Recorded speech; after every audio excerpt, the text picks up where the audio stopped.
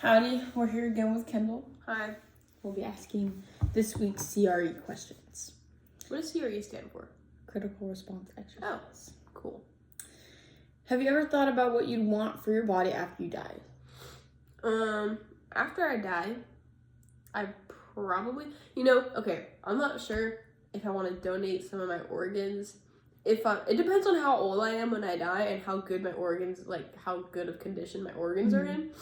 But I wouldn't mind being like an organ donor, but I also want to get cremated. But that's also really expensive. But I want people to have like a piece of me.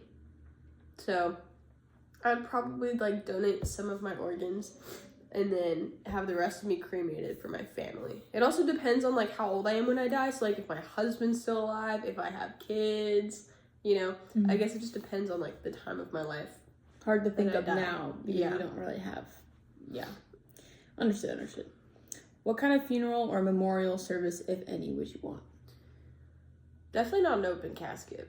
That idea kind of like creeps me out, that people see your dead body like makeuped up and dressed up like a doll. Like it's just like a lifeless doll, which is kind of like, I don't know, creeps me out. So definitely not an open casket, but I don't know if I want like my service to be in a church or outside in a park, because also it depends on the time of year that I die, because Texas does not have the best weather most of the time. Unlike if it's like this, like it's been really nice these past few days, but like most of the time. Obviously, you're not gonna plan to die at a certain time. Because like, I mean, I just don't know what time of year it would be. So like outside, probably like, 95% of the year it's terrible weather. So probably like to be safe, I would probably do it like in a church, but like in a nice church.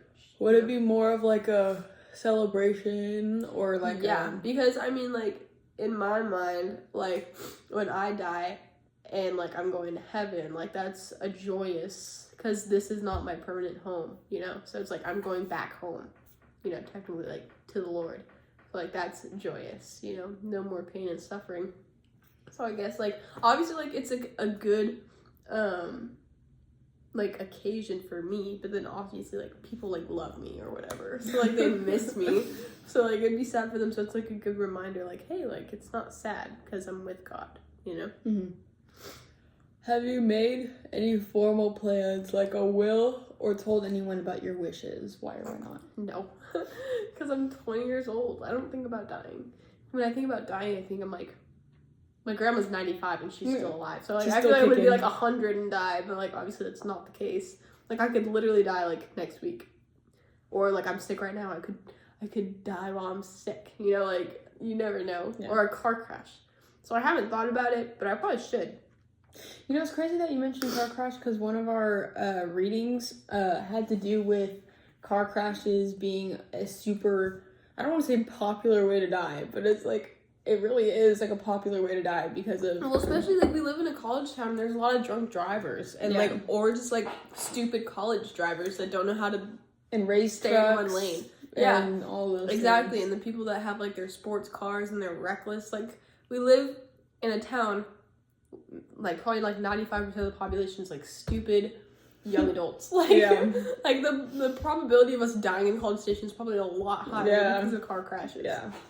But after this conversation, would you consider thinking about making a will or anything, or at least least voicing wishes? Yeah, it's also kind of like hard, because if I don't die soon, which hopefully that's like the case, I'll probably die when I have like a family, and then like obviously I want to take like my husband, and if I have kids, like my kids into consideration. And like I can't start thinking about my will until I'm in a place in my life where everything's like set, like where things are less likely to change. But let's say you die tomorrow. What do you think about your possessions now? Well, I'd give them probably like all to my immediate family.